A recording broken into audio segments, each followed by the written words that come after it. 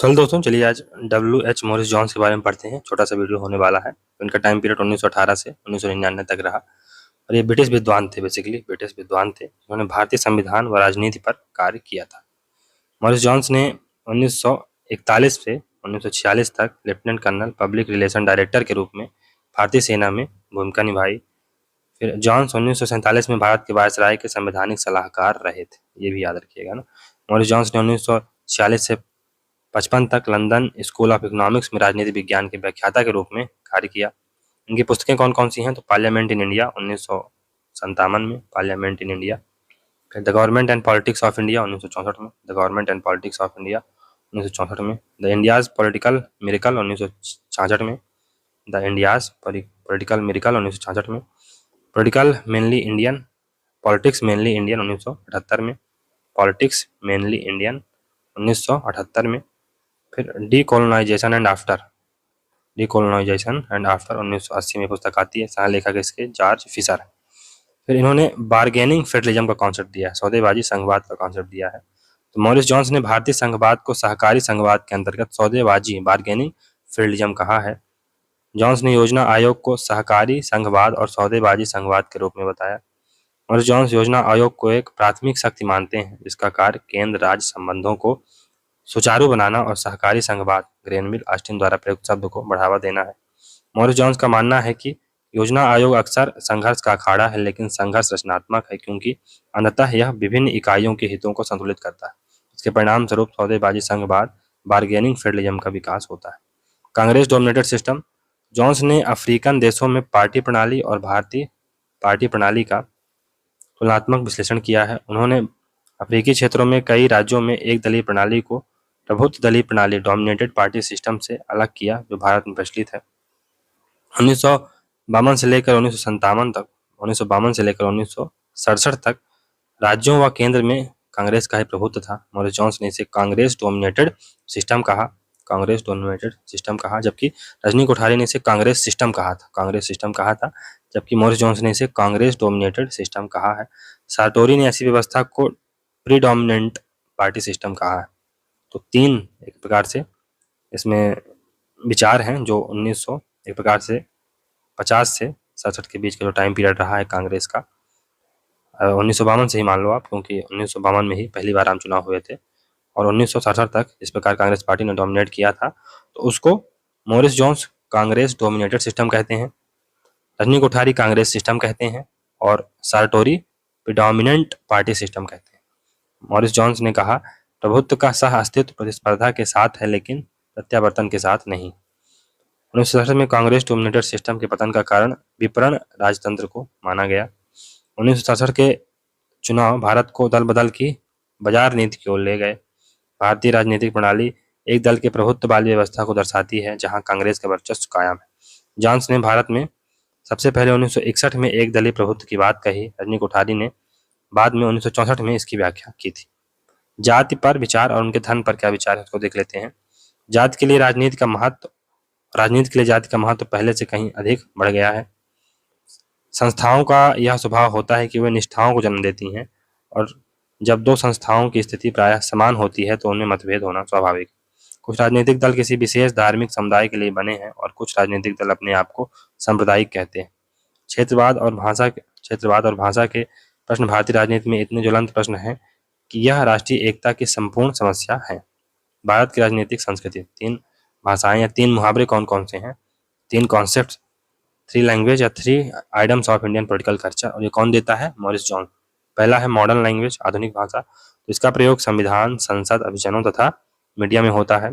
भाषा क्या है? धर्मनिरपेक्षता, खुलापन, उदार बहुलवादी सहभागिता, कानून का शासन, लोकतंत्र इत्यादि। पाश्चात्य मूलों का प्रभाव है और नेहरू, अंबेडकर, मौलाना आजाद की भाषा है ये। परंपरागत भाषा, ट्रेडिशनल भाषा, ये आम जन की भाषा है। यहाँ पर जातिवाद, छुआछूत, संप्रदायवाद, भाषावाद, क्षेत्रवाद की भाषा है ये। एक मॉडर्न लैंग्वेज है, एक ट्रेडिशनल लैंग्वेज है। यहाँ आरएसएस, मुस्लिम लीग, अकाली दल की भाषा है ये बेसिकली जो ट्रेडिशनल लैंग्वेज है। और एक सेंटली आइडम्स लैंग्वेज है, यानी संत सुलभ भाषा है।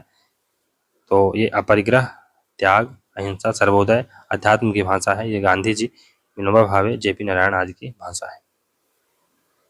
फिर India's political miracle, India's political miracle. तो मॉरिस जोन्स ने अपने लेख इंडियाज पॉलिटिकल मिरेकल 1966 में इनका लेख आता में राजनीतिक स्थिरता और संस्थानिक निर्माण के लिए भारत में कांग्रेस की भूमिका पर प्रकाश डाला है तथा इसे राजनीतिक चमत्कार पॉलिटिकल मिरेकल करार दिया है। मॉरिस जोन्स के अनुसार कांग्रेस पार्टी भारत में एक चमत्कार का केंद्र है। मॉरिस जोन्स के अनुसार संघवाद प्रतिनिध्यात्मक संस्थाएं, सामाजिक परिवर्तन और समूह गतिशीलता भारत में कांग्रेस छत्रछाया के पर्याप्त संरचना को छोड़कर accept under the ample protection of the large Congress umbrella विकसित नहीं हो सकती थी। मॉरिस जोन्स ने कांग्रेस को एक खुले राजनीतिक समाज, ओपन पॉलिटिकल सोसाइटी के रूप में वर्णित किया, जिसमें असहमति स्वतंत्र रूप से व्यक्त की जाती है और पार्टी के भीतर गुटों के बीच उच्च स्तर की खुली प्रतिस्पर्धा होती है। कांग्रेस का खुलापन 3 प्रकार का था। The openness of Congress was of 3 kind. पहला, एक आंदोलन था जिसमें अंदर आने और बाहर जाने पर कोई बाध्यता नहीं थी। यह अन्य दलों को सत्ता के लिए प्रतिस्पर्धा करने से रोकता था। तीसरा, यद्यपि विपक्षी दल सत्ता के प्रयोग में कांग्रेस के साथ वैकल्पिक रूप से काम नहीं करते थे, फिर भी ये दल कांग्रेस के समान विचारधारा वाले राजनीतिक वर्गों के साथ बातचीत करते हैं। मॉरिस जोन्स के अनुसार कांग्रेस एक महान शिक्षक थी। Congress was a great educator.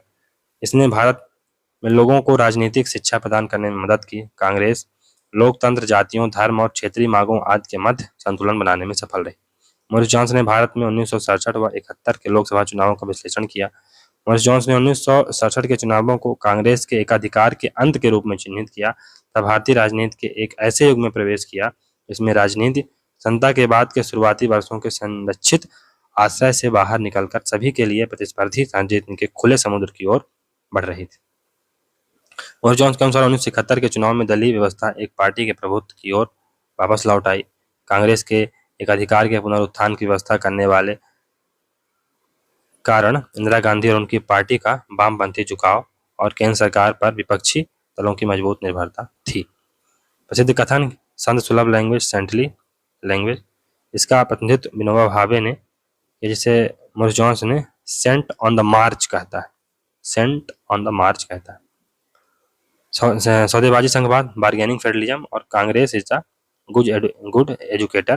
Congress अच्छे शिक्षक रही है। और इसके साथ इन्होंने एक और शब्द का प्रयोग किया है, भारतीय राज्य स्वतंत्र राष्ट्रीय लोकतंत्र, इंडिपेंडेंट नेशनल डेमोक्रेसी है। नेहरू का